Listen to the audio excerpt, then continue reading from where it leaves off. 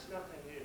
All along, the customer should have been the focal point, but understand that in the high demand period of the 60s, 70s, and the 80s, that we got away without doing that. There were so many people that wanted to come to food service away from home that we started to learn how to process people efficiently.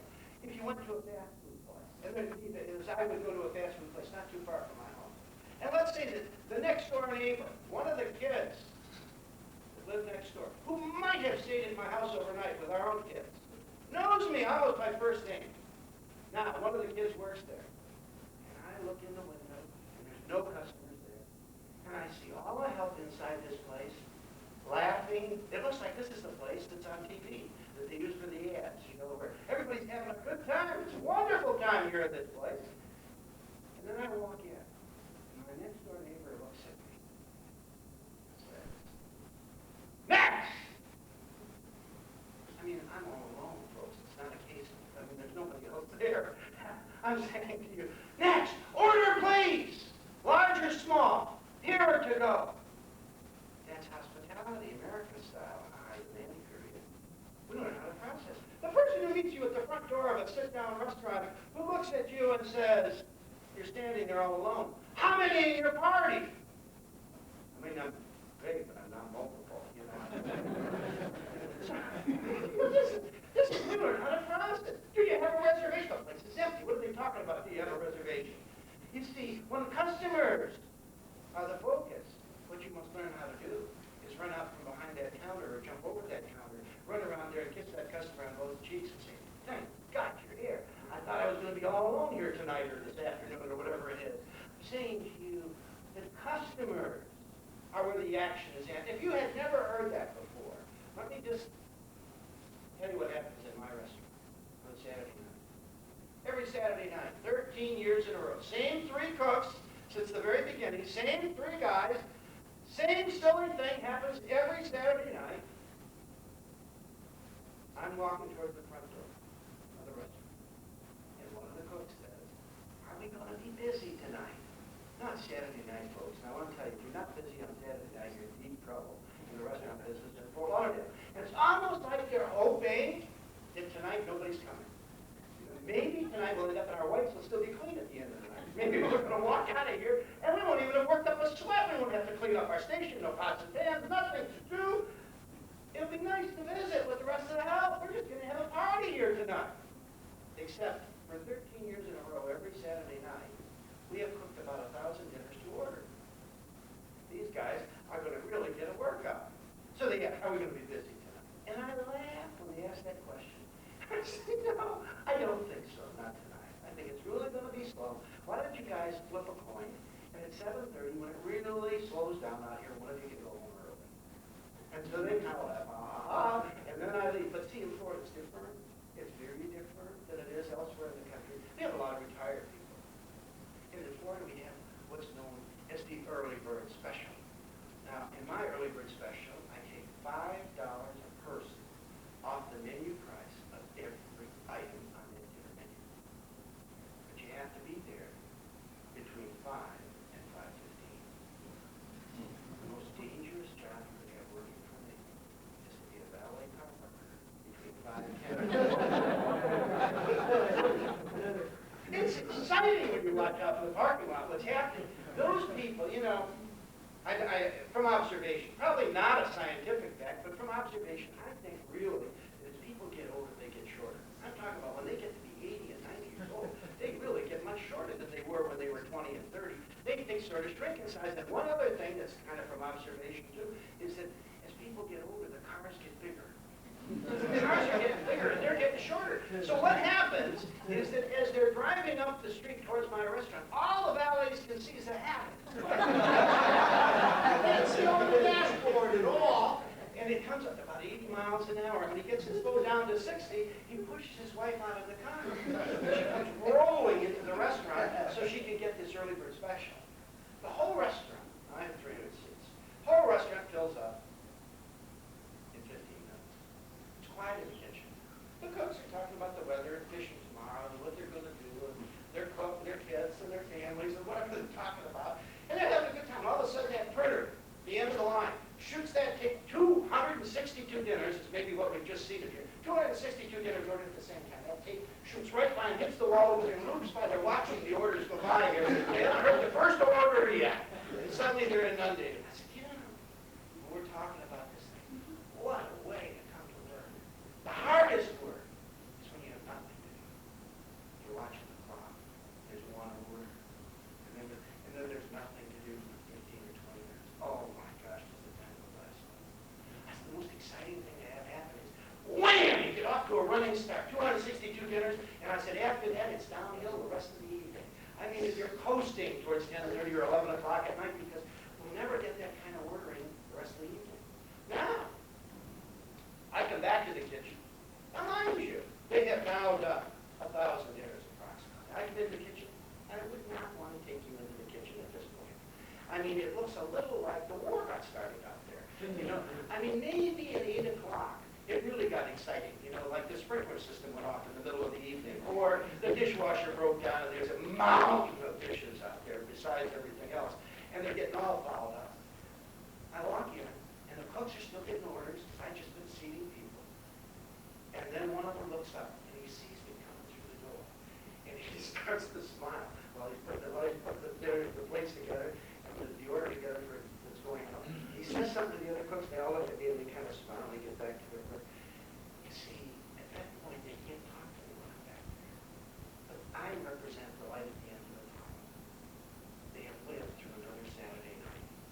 The maniac who greets customers at the front door is now back in the kitchen. And we didn't die tonight. We didn't die. We made it through another Saturday night. You see, they know that when they do die, it will be on a Saturday night, and it probably will happen right there in the kitchen. Nobody will even know it till the end of the evening.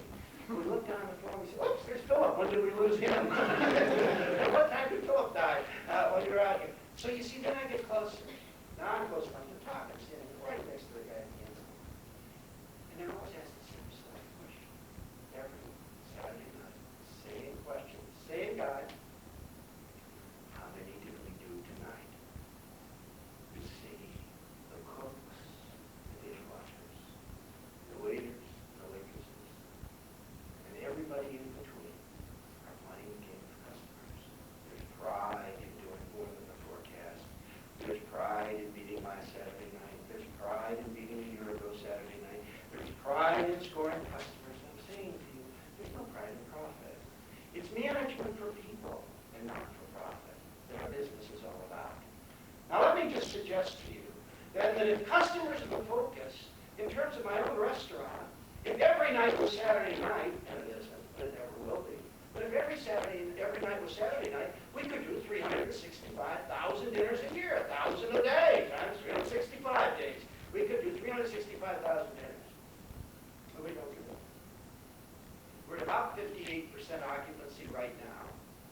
And every time I get up to about 65 or so, I add on a few more seats. So I keep changing the game plan in terms of our capabilities. As far as that restaurant goes, the fun of the business is to get one customer closer to 100% occupancy. That's the challenge. How to do it better today than yesterday. How can the food be better presented, more friendly service? How can we give more service? How can we give a better customer experience than we're already doing? Keep your eye on the right target. Perfect food cost. Don't ever get distracted by food cost. Perfect food cost is zero. The way you get there is leave the door locked. It's silly customers who create food cost. If you just get rid of the customers, you now have solved the food cost problem of the operation. Keep that in mind your whole life. Accountants are weird people.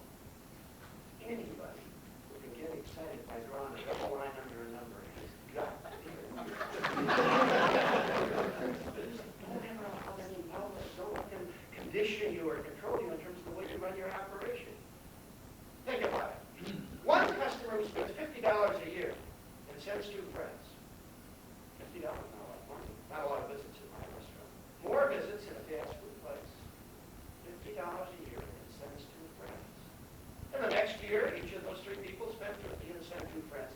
The 10-year value of one human being is $1,476,150. A party of four is worth more than than my whole restaurant is worth. If they don't like the product that I'm serving to them, what do they want? I can give them another $5 or $10 worth of food if I can take this party of four and convert them to a $6 million asset by giving them a pleasant experience. They came in with high hopes of a pleasant experience. I don't worry about food costs. I worry about customers. I don't want to save dollars or pennies. I want to gain millions. I'm saying to you, keep that in mind. Playing the game of customers now becomes more and more important because of what's happening in our business. Today, the market is getting very competitive. There will be, you're the fastest growing industry in America. You're right on the threshold of wonderful career opportunities in this business. There'll be 2.5 million new jobs added in food service by the year 2000. That's a 30% increase. There's no more increase in customers. There's no more increase in dollars projected other than inflationary effects for dollars spent for food away from home. Same number of people, same number of dollars, 30% more people employed means 30% more competition. Competition is driving the market. Now there's no line waiting. And when we open the door, all the computers and all the kitchen equipment, all the recipes and all the procedures don't mean a thing unless you know how to create customers, unless you know how to make a salesman out of a customer that's in your property. I would suggest to you that in every property that you work, what you want to try and do is help that property, no matter what your role is. If you're an hourly employee, a supervisory employee, a management employee, an owner, a vice president of operations, no matter what your title is, you have this obligation to help that property get better, to build the customer base from where it is to something much better than it was. That's the fun of the business. How to do it better and better than you've ever done it before. Saying to you, keep your eye on the right target. Insist on knowing the customer score. Set an impossible goal for that operation. I'd like to see a 25% increase in customers every year. That's big, folks. In my operation, that's 50 or 60,000 customers a year. Wow, I have to think big. I can't just change the variety of Danish that I make. I cannot just add one kind of fish. I cannot just change the garniture on 2 or 3 items. I have to do something very, very significant. That's my job. Whether I was the owner or the manager, that's my job. 1, set an impossible goal. 2, then share that goal with all the people that play the game with me. That's my team. That's the people that got us help me score those points. I may have a lot of ideas. They may have ideas. My responsibility is to try to hit that 25% increase. I can tell you that in 13 years I've never hit it.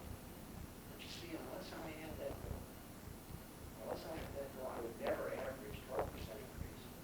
Well, all my competitors are talking about the economy, the exchange rate of the dollar, South American tourism, the impact of world language. They have all the excuses for failure. But you see, your job and my job is to make it better. We don't look at the excuses. We try to figure out, in spite of those problems, how to increase the customer base. Because I have a lot of possibilities. I'm only at 58% occupancy. I don't care whether I sell a cup of coffee to those other 42%. Wouldn't it be neat to have a line 3 blocks long every night of the week at 11 o'clock and 6:30, folks?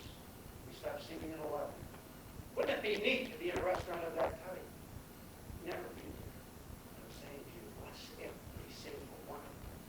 Whether they have a cup of coffee or a very expensive dinner with a bottle of wine, no matter what they have, if I can just make a salesman out of them.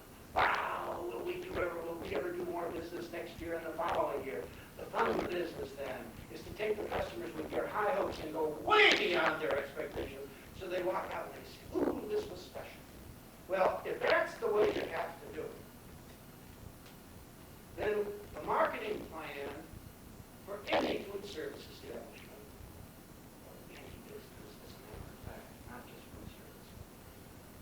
start with selling your present customer. We got to do things to the people who are there tonight at my restaurant to make them go away and talk. Because otherwise, they aren't going to be worth $1.5 million. We have to do some interesting, unusual things. Let's talk about that program. If I were investing a limited number of dollars, my advertising budget, then the first and highest priority as I address that issue is selling my present customers. It's not outside advertising. It's What am I going to do here now tonight? Well, it seems to me the first dimension of that program is selling your present customers. Every customer has to get a gift for nothing. A gift for nothing. There are 3 gifts for nothing in a restaurant, a food service operation. One of them is recognition. Some of these programs have no cost. I'll give you an example. Knowing names, remembering names. Have you ever found yourself holding someone's hand? Just shook hand. You can't remember what their name is, but you're still holding their hand. I mean, you're still holding their hand. You think, who is this? Why? What is their name? What do they do? You see, a lot of times we don't pay attention. You must work at remembering names, folks. In this business, names are what's going to get you ahead, and customers are what's going to make you successful. You've got to work every day of your life at learning names.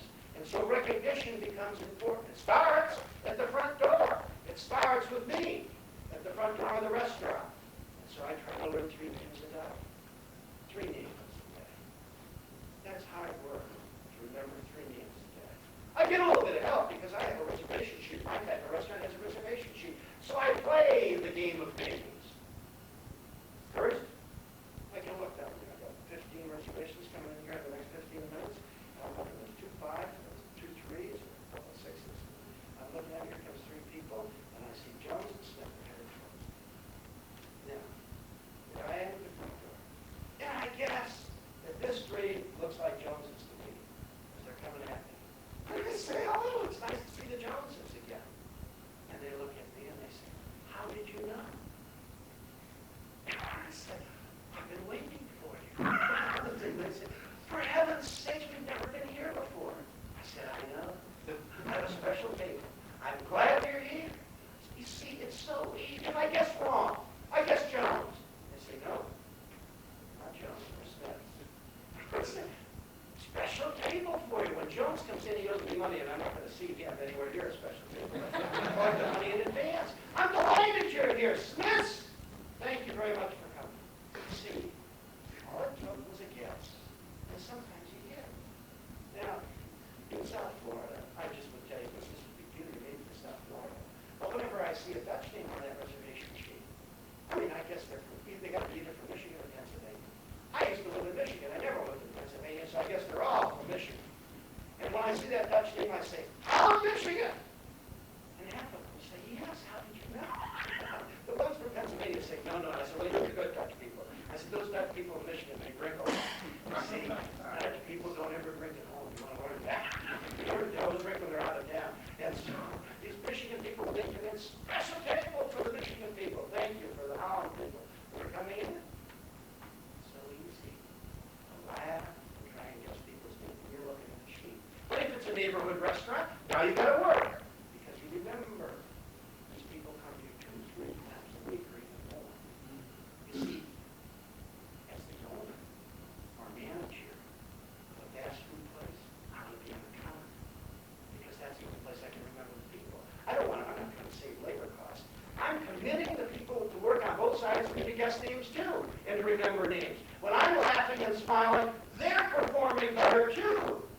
We're not getting mad at each other. We're not having crazy conversations and ignoring these $1.5 million assets because they're worth $1.5 million to a fast food place just as they are to me. Recognition goes beyond that. Learning the names and encouraging the staff to learn 1 name a day, the front of the house people. That didn't cost me.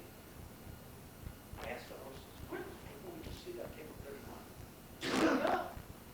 So she has to go to the table because there's a whole ticket with their name on it. She goes back and says, that was Jones. And I said, there were 3 men there, isn't that right? She said, I don't know. I said, go back and look at the table. Was it 3 men or what was it? She said, no, it was 1 man and 2 ladies.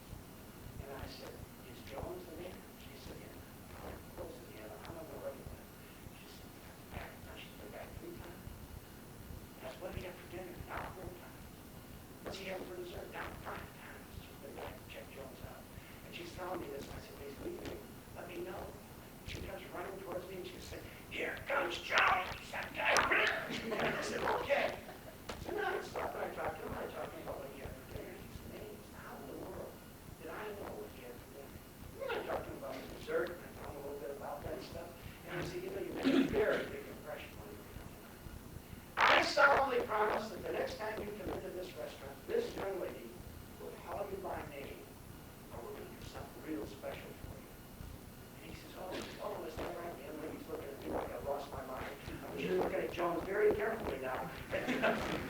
I miss? What happens if I forget?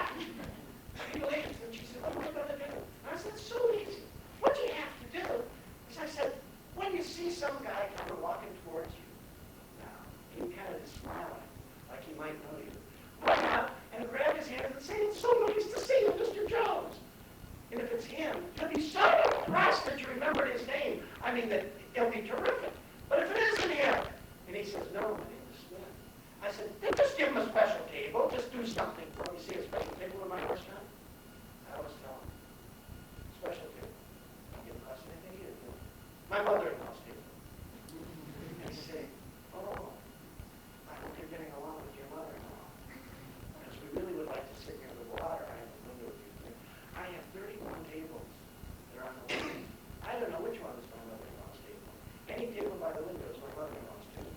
When they call up and they make a reservation, and they say, no, last time we were there, you gave us your mother-in-law's table. I say, yeah, but you can't have it tonight. And they say, what? I said, she's here. Did you want to have dinner with her? I said, no. I'll give you another nice table. I don't know which one's my mother-in-law's table. There's too many of them. I'm not keeping track. Thinking, what part of it? See, playing that game of customers. Now recognition goes beyond that. Goes much farther than that. Let's talk about a couple of things that cost some money. One of them would be market research. Market research. Samples of interesting and unusual food. You see, you come in and let's say you tell me you were in this program, and let's say it's 5 years from today. I don't remember you, and you happen to walk in the restaurant, you're not really sure, but all of a sudden you see me, and it all is coming back to you, that you were sitting in Oklahoma, and you heard me. And now you walk into that restaurant, and there I am at the front door. And you say, you remember me? And I say, no, I said, no. And then you tell me who you are, and where you went to school, and what you're doing, and I say, tonight, thank you very much for coming. Here's my mother-in-law's table. That's the first thing. And now, secondly, market research for you tonight. Tell me what you think it is, and should we put it on the menu? And I'm going to say you something very unusual. Now, the thing that I did years ago, and that is now on the menu, but that got a big reputation for the restaurant, was when I gave away samples of a product that I saw in Australia for the first time. You see, in South Florida, we have a lot of insects, as you might expect, in tropical climate. When I happened to be in Australia, and I saw a thing called Moreton Bay Buds on the menu, I thought, oh my gosh, we got to have those in Florida. If they can sell them here in Australia, I'll figure it out. I don't even know what they are. I'll make them taste good. See, in Florida, we have these cockroach that we call a palmetto bug. So when you say bugs to somebody who lives in Florida, they're thinking of a cockroach that is. I mean, and these guys fly, so that if you get them in your house, no matter where you live, you got to kind of spray for them every month to make sure that they don't get in and reproduce and infest them with bugs. So I saw that, and it happens to be a crustacean. It burrows in the sand. It tastes like lobster, and it doesn't look like a lobster, but when you break the tail off the meat, it tastes like lobster meat. So I cut it up into bite-sized pieces. Now I cook it differently than lobster. Then we give a sample away, a bite-sized piece that each of this part of the book. Market research, what do you think it is? And one, or daring one, would try it. Gee, oh, it's good. It tastes like lobster. The others would try it, and then they'd say, well, it's very good. We think it's something like lobster. We're not sure. Yes, you should put it on the menu. It's really, really good. What is it? And we'd say, bugs. And they'd say, oh my God, fresh or frozen. You get them right here when you turn the lights on, and they run you around the room. And that's, if you ever saw a roast, there's nothing there. I mean, you can see the shell and the light sticking here and there, and there's nothing there. When they see a bite-sized piece of meat, they think, that guy must have been if we fed them a little longer at home, we could eat them too if you just told us the recipe. So what a funny thing. Same thing, we gave away samples, never sold it for 4 years. Market research. People found out about Moreton Bay bugs from Australia, and they laughed, and now bugs appear on my menu. There's no description. It just says bugs in France. Now, if you know what they are, you tell your friends, and then you order them, and everybody has a bite for dinner, and it's fun. If you don't know what they are, you ask about them, and you may or may not order them. I want to tell you this. Out of 75 items on the menu,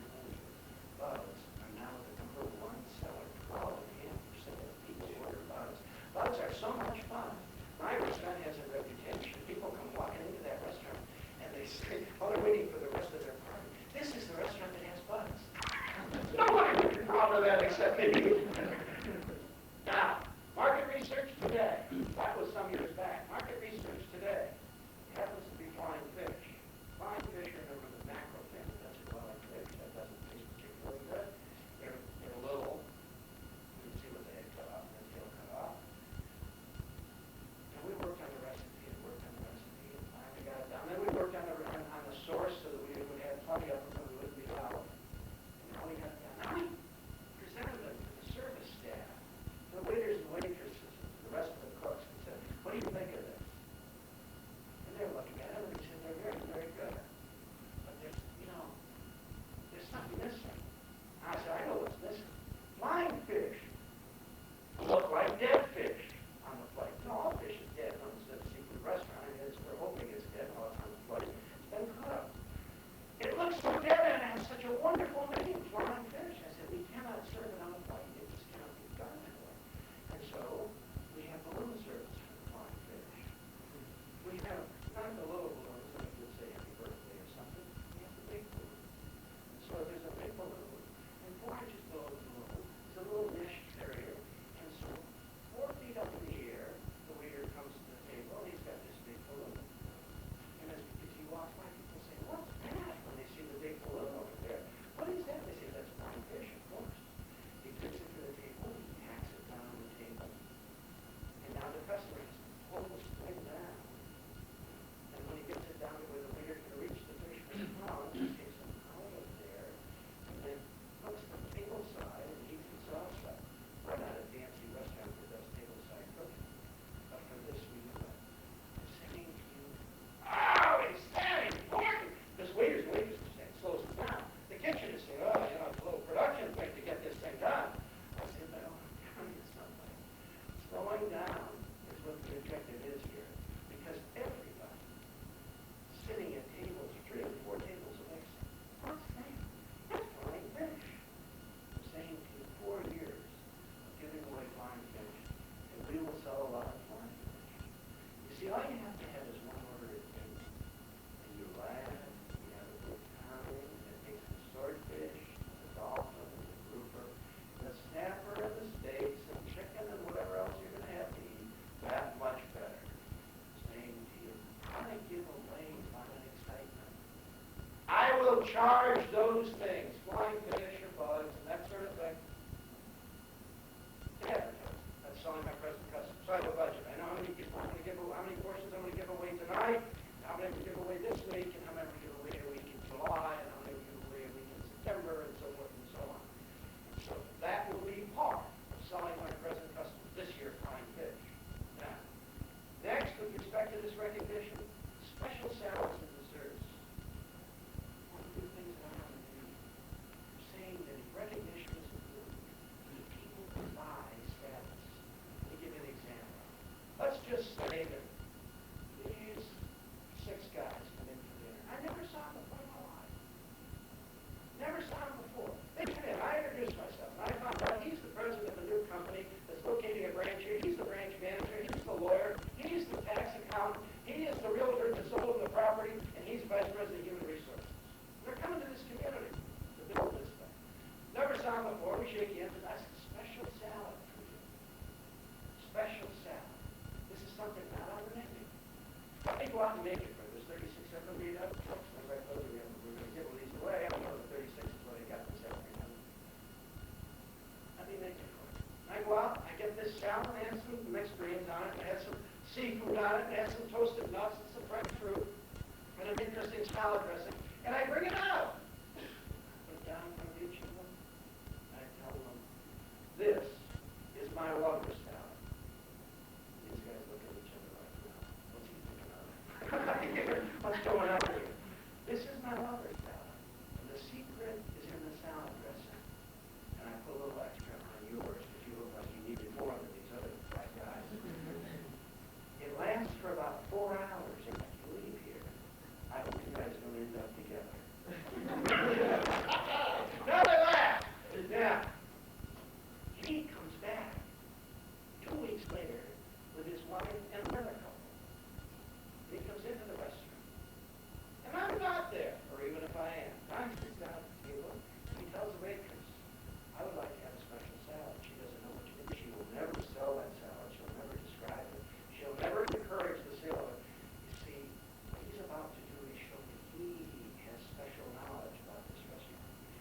I like springs. I like 4 of them at this table. I like please that you put a little dressing on my wife's salad.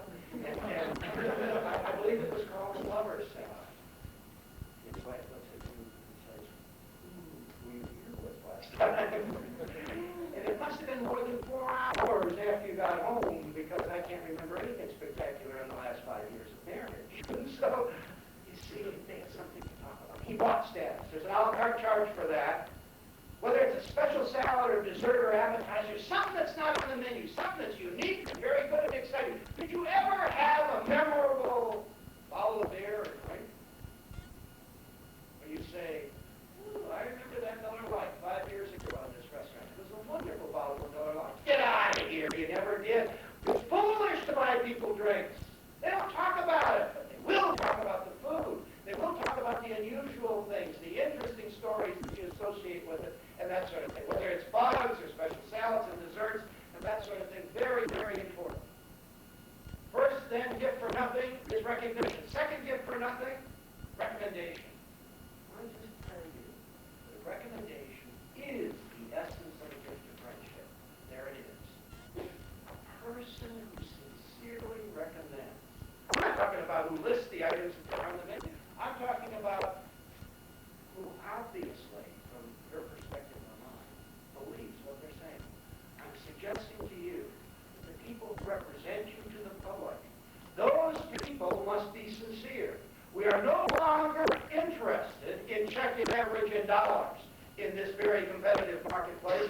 We are interested in long-term customer loyalty. That's what makes them worth $1.5 million.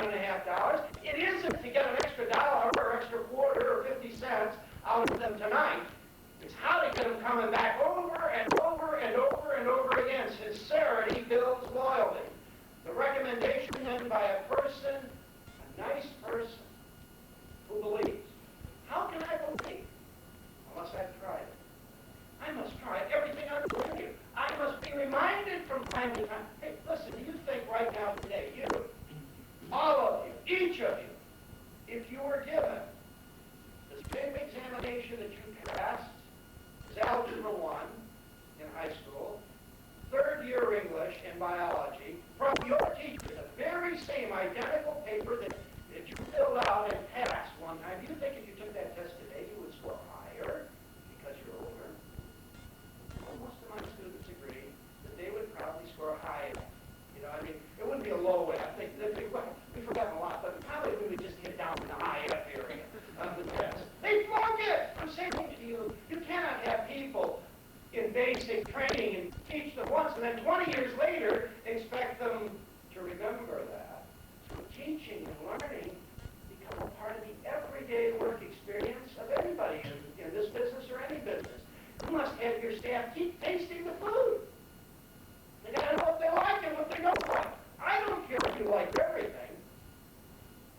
Very few people do. I think you must like something. So if you work, your job security depends on you liking at least one thing on the menu that we have.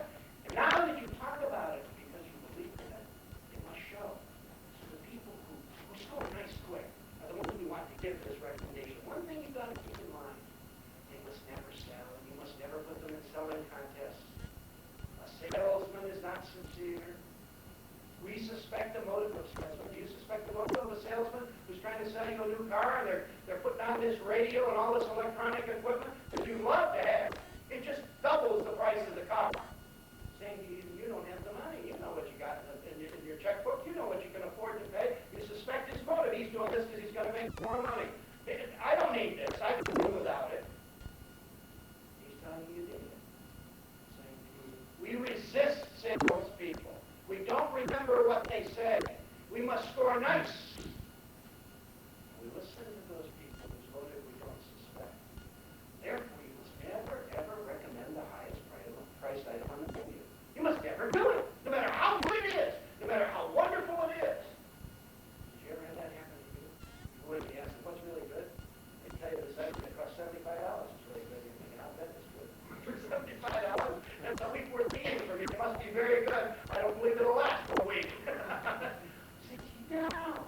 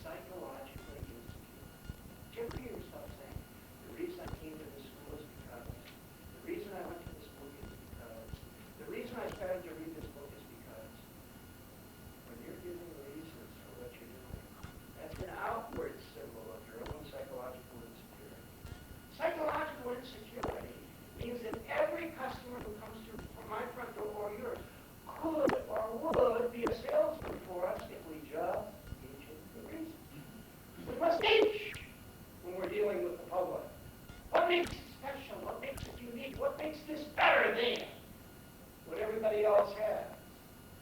You see, simply to you, everybody could be a salesman. But we have to work at it to make them a salesman, or we lose the $1.5 million value. Reassurance. You know, in a lot of training programs in our industry, we tell people to check back and ask if everything's all right. You probably heard that if you've worked in this business. Is everything all right? That's wrong. In this business where customers are the focus, you must decide if everything is all right. I look at the table. I see she's not eating. You're not out here bringing something. I don't ask what's wrong. I don't tell her that's perfect. There's nothing wrong with that. Eat it. If you're going to pay for it, you already took a bite out of it. You might as well eat it. I mean, this is $1.5 million, maybe $6 million with this party for. I'm not telling her that. I'm looking here and I'm saying, could I bring you something else? And she's saying, no, I had to eat lunch. I ate too much bread. No, I'm not feeling well. There's nothing wrong with ladies. Nothing wrong. Or she says yes. If she says yes, I now bring it back to the kitchen. The chef goes for serving. The chef is looking at this and he said, there's nothing wrong with it. It's not spoiled. It's hot. It's still hot. There's nothing wrong. Yes, did you see? Her mother taught her to expect something different when she ordered that item, or where she works, or the restaurant she usually goes to. Somebody taught her to expect something different. This is not up to her expectations. It's not only ruining her evening, but it's ruining other people's evenings. Let us now keep our eye on the target. That's known as the customer. Whatever it is she wants, we're going to give to her, and it really doesn't matter. Let us give it to her and help them have a good time tonight. See, the perspective is customers. We're in business because of and for customers, not for profit. The fact that it costs $5 or $10 to throw this away, that's what it costs, $5 or $10. But the value is $6 billion at this table. I'm saying to you, now, let's just assume we go to most tables, and in a good restaurant, this indeed will be most of the tables, this will be way above 90%, and we see that everybody's eating. And we say, isn't that an unusual item? The recipe for that's going to be in the Sunday newspaper next week. That's the most popular dish on our menu.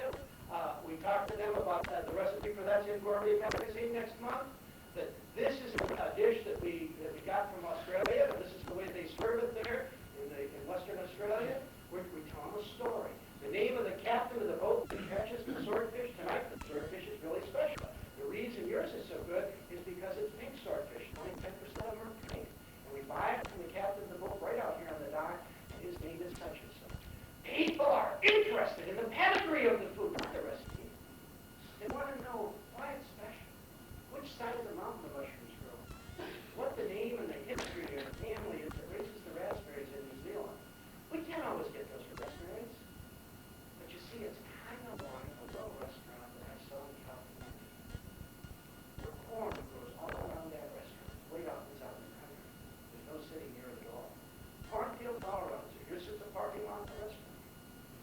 And when the corn is in season at that restaurant, and you order corn for dinner at the table, the waiter or waitress goes out the front door, across the road, into the cornfield, and picks the corn, and then goes back into the restaurant. I'm listening to this story. That's interesting.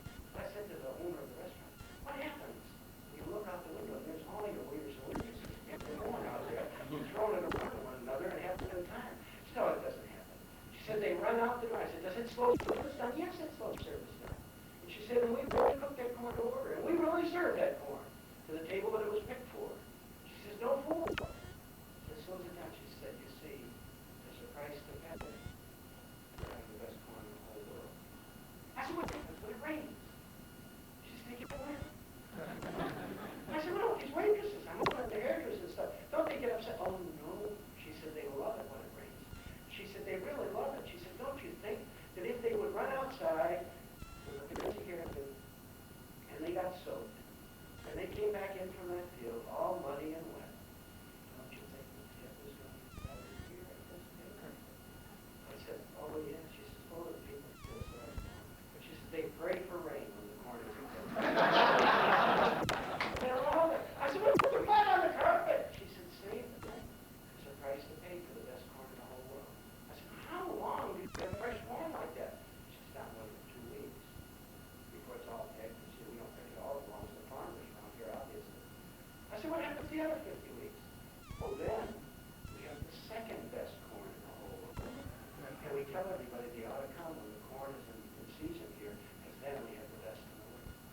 said, here's a restaurant that's doing a ton of business. Because 2 weeks in the year, they pick one. She almost had me convinced to pop some of my parking spaces in my restaurant and start planting corn because I could see it was magic for that restaurant in terms of reassurance, telling them the story of the food and what makes it unique and special and who the owner was that you would try and buy. You know, the raspberry farmer in New Zealand, his grandparents were sent out of England because they were highway robbers. And they went to New Zealand and they started raising raspberries. And there's been a tradition there, and they win the equivalent of a county, in this case the national championship for raspberry raising. Now, we can't always get his raspberries, but we know the co-op that he sells them to. And so whenever we see that mark on the carton, we say, oh, this could be from the best raspberry farmer in the whole world. These are tremendous raspberries. And we told him it's like they're turning his farm into a tourist attraction over there in New Zealand because people now know. And you know, when they go to another restaurant, they say, do you buy your swordfish from this captain? I say, what? You buy our swordfish from the swordfish dealer. Do you buy pink swordfish? Pink? What's that? I say, you buy your raspberries from this farmer. My God, how do you buy from a farmer in New Zealand? People are interested in the story if you can tell them a story. It isn't true all the time. You must tell them when it is true or when it might be true because you're buying from the same co-op. But you see, that makes the food more interesting and more fun. And it helps them to justify their decision for coming here. They go away talking about pink swordfish or raspberry farmers in New Zealand, but while they were here, they had a lot of other things. They had a wonderful story to tell as they leave here. You see, I made a salesman out of it. Not because the food was just good. The food was all good, but there was a story to some of the food. Reassurance. All right, gifts for nothing. Recognition, recommendation, reassurance. Positive things with respect to the food. Teaching them, making them more expert, and knowledgeable about the product that we have. The second thing in selling our present customers is you must have new food and new promotions. New food. Not new things to keep them up stirred up. You got to have new things coming all the time. There's one new thing that I'm working on right now. I mean, it's a nifty new thing. I got telling that bug story over in Africa. And that's what they told me about. They said, oh my gosh, if bugs taste like lobster, you know what you want to try here? I said, no. What? They said, sea lice. I said, sea lice? What do they taste like? They said, shrimp. I said, really? They said, yeah.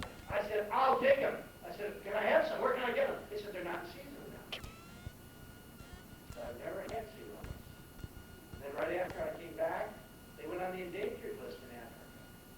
And so now they're working at the University of South Africa and a couple of other universities there to try to get sea lice back into circulation again. But then I'm speaking over in Australia, in Perth, in Western Australia.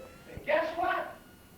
They said, we're on the Indian Ocean too. We got sea lice. What are you talking about? They're not endangered over here. I said, oh my gosh.